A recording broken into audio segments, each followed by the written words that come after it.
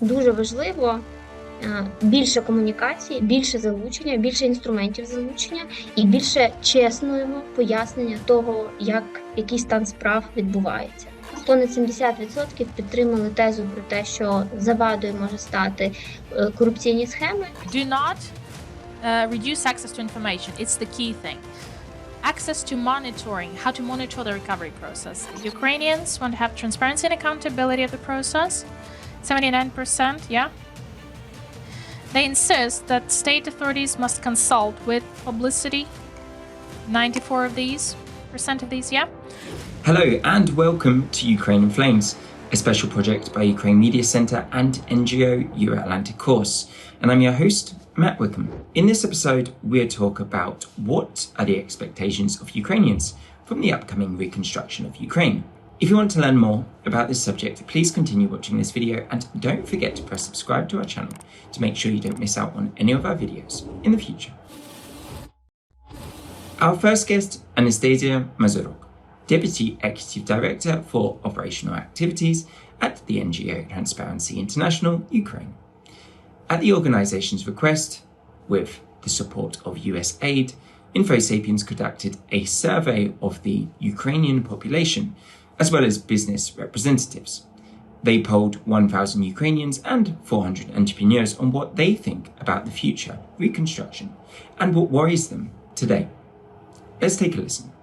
Опитування проводилося наприкінці березня, на початку квітня, тобто не охоплює наслідків Каховської ГЕС, підриву Каховської ГЕС, але при цьому вже тривали наші активні відключення, інфраструктурні потрапляння і так далі. Тому ми отримали доволі цікаві результати.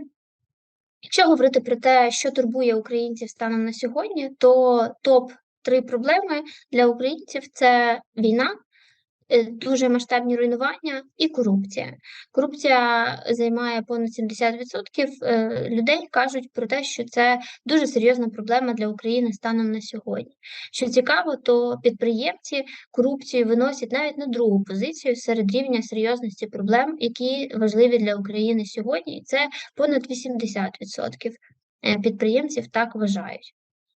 Але що ще більш цікаво і, можливо, навіть моторошно, з іншого боку, що якщо ми питаємо про те, що що може стати на заваді в успішній відбудові в майбутньому, то якраз корупція стає взагалі топ-чинником, якої люди і підприємці, і населення України бояться. Так, понад 70% підтримали тезу про те, що завадою може стати корупційні схеми успішній відбудові, і понад 60% українців підтримали тезу, що бояться того, що не буде достатнього контролю, відповідно буде розкрадання коштів. І 45% українців сказали, що бояться того, що не буде гарантій безпеки, відповідно, можуть відновитися військові дії. Тобто, як би це страшно не звучало, але українці після перемоги, до якої ми, звичайно, всі прагнемо, корупції бояться більше навіть, ніж повторення війни.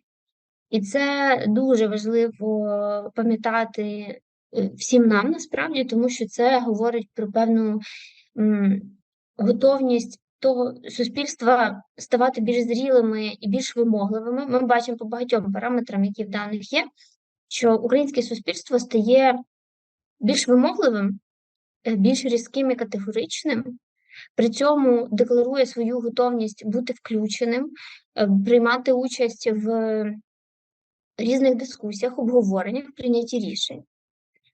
При цьому ми бачимо, що люди не до кінця розуміють зони відповідальності різних інституцій, різних акторів, які будуть відповідати за ті чи інші компоненти відбудови. Так, наприклад, на президента України люди покладають провідну роль в задачах пошуку фінансування, постановки задач для відновлення і відбудови, і контролю, власне, навіть за процесами.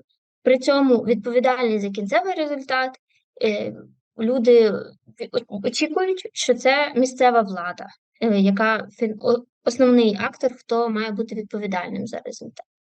Але що ще важливо тут розуміти, що лідером довіри серед всіх опитаних інституцій є президент України, в той час як місцева влада отримує тільки 13% довіри серед населення. Тобто ми бачимо з одного боку високий запит на і очікування там про кінцевий результат від місцевої влади і дуже низький рівень довіри. Так само і підприємці не бачать великого сенсу, наприклад, в тому, щоб реєструвати свої пошкодження і збитки. Більше 80 зазнали якихось збитків, чверть зазнали суттєвих руйнувань, і тільки третина тих, хто зазнав руйнувань, подаються на відшкодування. Чому не подаються? Бо кажуть, що не бачать сенсу. Ось, і ці всі вони насправді говорять про те, що населення дійсно знаходиться в певному транзитному періоді і проходить свої трансформації. З одного боку, ми платимо високу ціну за свободу, незалежність і наше щасливе майбутнє, і є точно індикатори того, що в майбутньому люди не будуть готові приймати старі правила гри, які раніше були. Але при цьому для того, щоб довіра зростала і населення більше довіряло своїй владі і взагалі державі, то дуже важливо більше комунікації, більше залучення, більше інструментів залучення і більше чесного пояснення того, який стан справ відбувається. She next speaks of the regional differences that exist regarding Reconstruction concerns in Ukraine. Eastern residents and internally displaced persons, IDPs, prioritize addressing destruction first, while some advocate for major construction after the victory. In the West, corruption appears more pressing.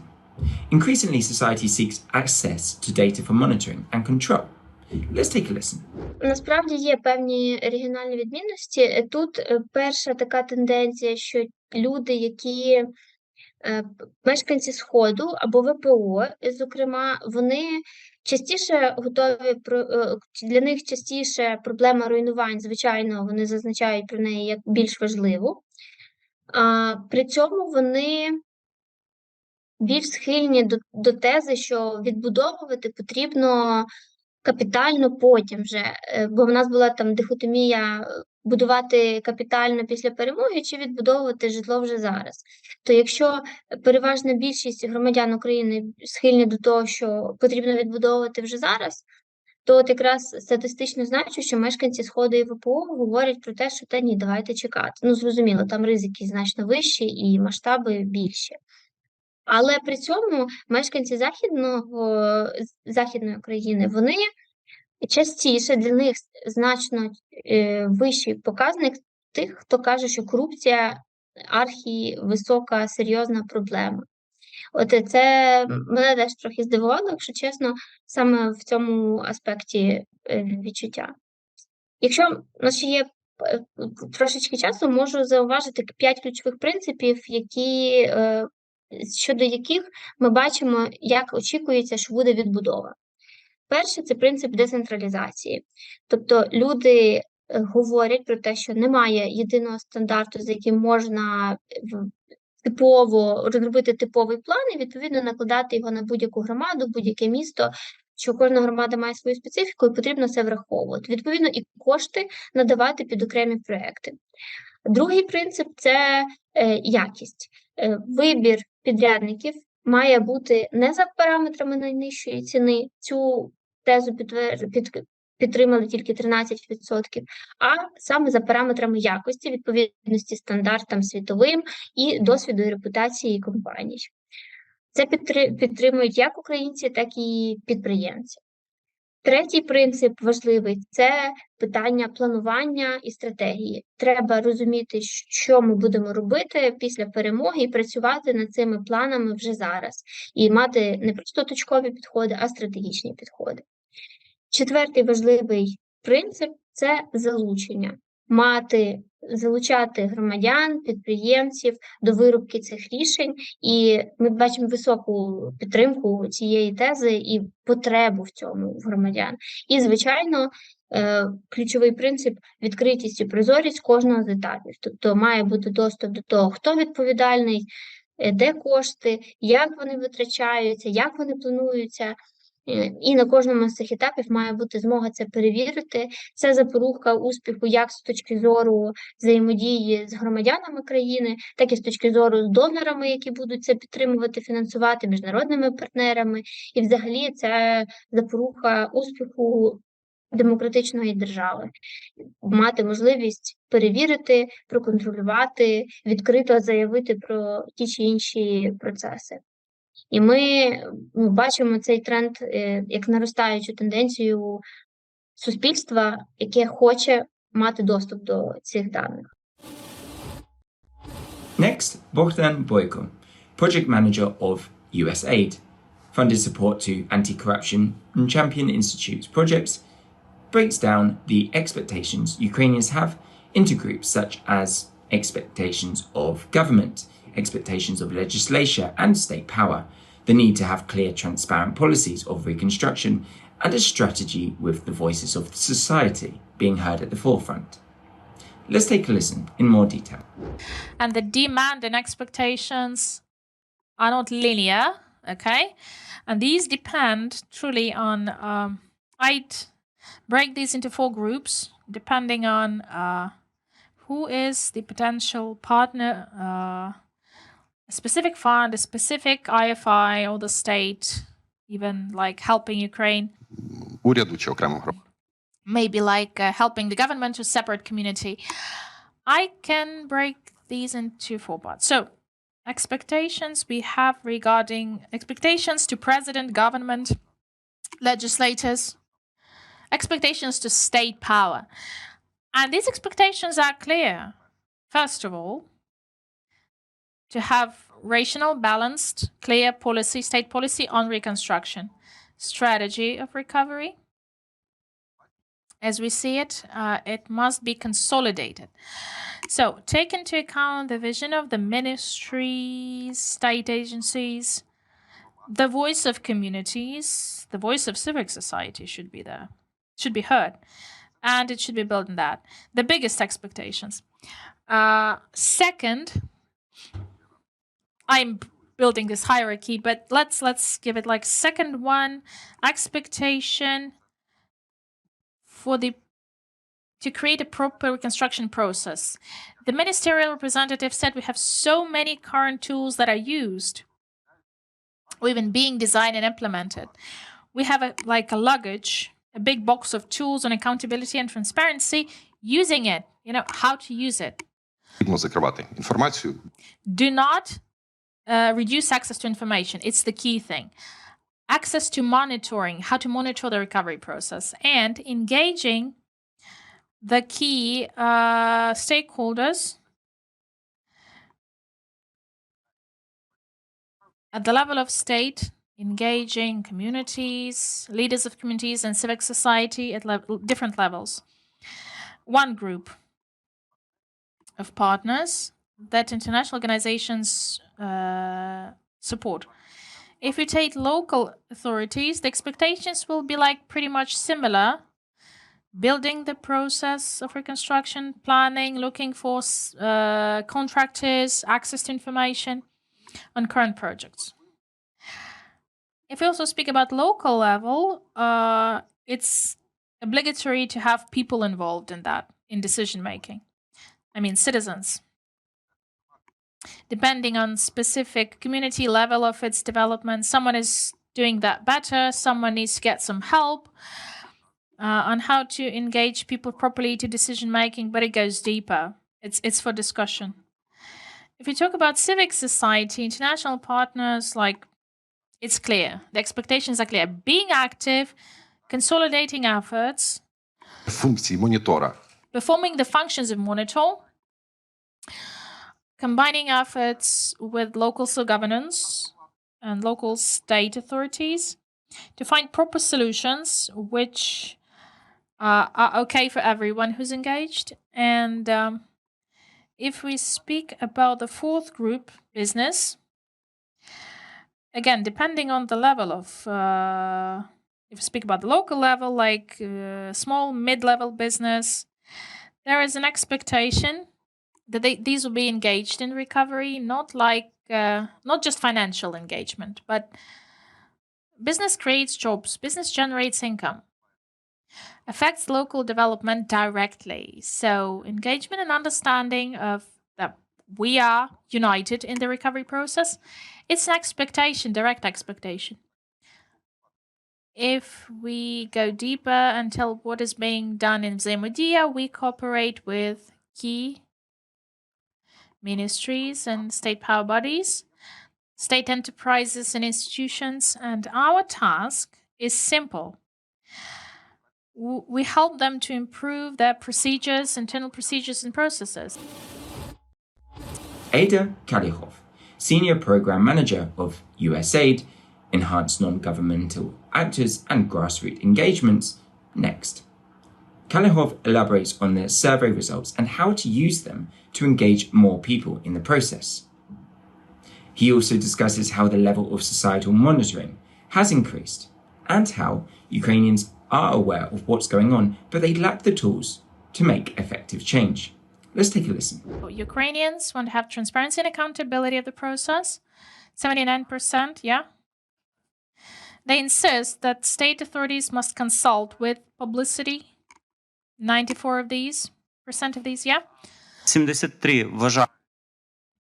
70 thinks that corruption is like a basic risk, like the biggest potential obstruction for recovery. 60% of Ukrainians want to ensure the control to NGOs. And we can now see how can we ensure the engagement of people. Our surveys that we carry out in the project called Engaged,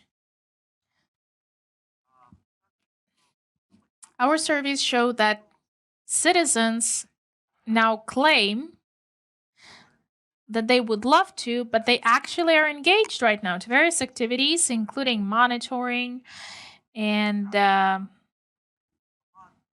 the level of communities, at the level of NGOs and CSOs. We can see that this level is increasing. It recently has been increasing, but at the same time, the Ukrainians demonstrate they have the knowledge about the mechanisms of engagement, democratic engagement. At national, local level, constantly, year by year, this indicator goes up. On the other hand, when we talk of like how do you participate, how you actually engage, what tools you use, the majority of Ukrainians use the most passive methods. Maximum is about filling out an electronic petition and sign it, like for us to understand. It's okay with the knowledge. It's a high level. Engagement or readiness to engagement is high. Level of tools using, minimal. When you ask, did you apply to law enforcement? Did you notify law enforcement of corruption cases? In our surveys, we can see that 3% of people who actually did it, 3% of respondents. So what should we do? Okay, I'm coming to it. Taking into consideration that level of trust to NGOs and CSOs is high, CSOs, especially those who handle advocacy and monitoring of state authorities, they have to represent the interests of community and they have to ensure it. So one of the possible elements on how to ensure it, via participation of CSOs as mediators, because if the community is not capable of doing that directly, no time, no wish, no tools or passive tools are used, CSOs have a chance to do it. Transforming the trust that is there, 60%, yeah, to CSOs. Like, we can entrust you, and you can monitor the reconstruction process and control it, yeah? Let's have this trust transformation more effective. What do we need for it? The question is, are CSOs ready for it? Because recovery is a very specific thing. And the first thing, you have to get expertise. Do we all have that expertise when we talk about recovery? питання, і це найважливіше. Second important thing, do we have connection, we as civic society, CSOs, connection with our target audiences? Do we know, are citizens ready to talk to us how this should be done? Do we trace their wishes, their aspirations, their vision of the recovery? Do we talk to local authorities, which were mentioned as the key actors in the recovery process?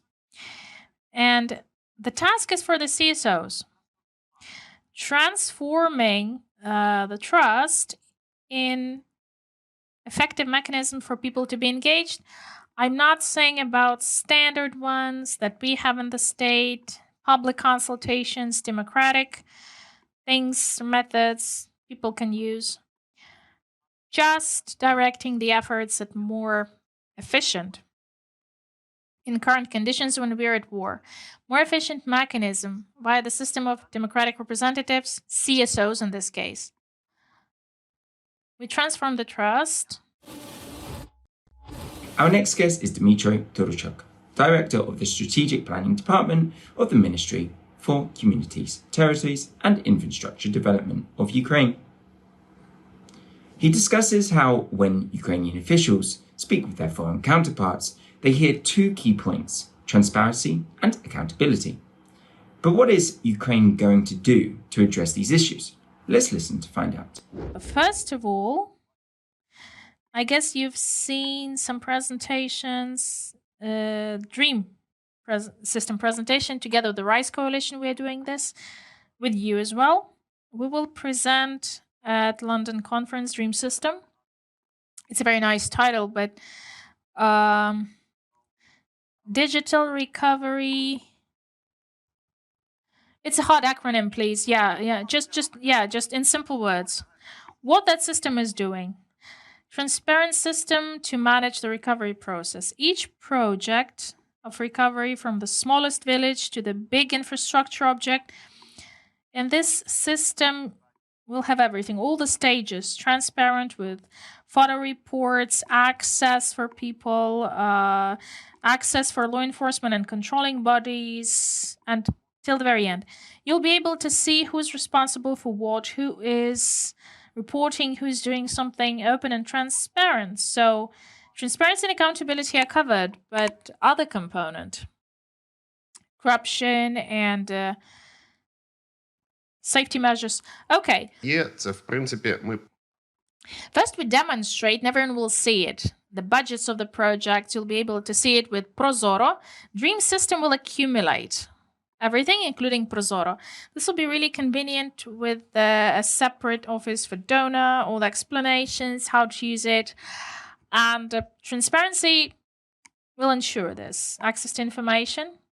You know how our society is well with control today, controlling functions. I think every movement, every deviation from the standard will definitely be recorded. Anti-corruption compliance, we have in ministries and agencies and all those measures which are standard. I'm just telling what value we're adding. So we'll be working to ensure transparency, maximum transparency and accountability. You mentioned that business and people both say that it would be really good to have an independent audit. We've established the fund to eliminate consequences of military aggression, and it says that all projects will be subject to independent post-audit. We will see everything and then analyze how were the money used. So I think we'll manage to ensure that, but not just the ministries. Civic society will be there as well, controlling bodies, for us to see the problems. As you mentioned, decentralization is like a little different thing, but we'll have to control not the ministries, but the communities where the funds are flowing. Because, yes, we want any recovery to be decentralized, based on the needs of communities and people living there, and the plans for the recovery will come from the community, from the bottom. We'll have recovery process in thousands of communities locally. That's why mayors are not well trusted. No, it's about the trust, but competence, yeah? Not all communities have a chance to fill out the documents, design plans. Our partners help us, foreign partners, CSOs. And this initiative is launched by the ministry as well with our partners. So we create offices to support recovery and reforms in the regions and communities. The representatives will go there. And this is a support from our partners as well. And they will help communities to design plans and projects. Розумієте, це наші люди, які But these are the people who worked in the communities or in the ministry for some time. These are our ACS personnel. Yes, this is partially a problem, but still, people stay and they still work for recovery, okay?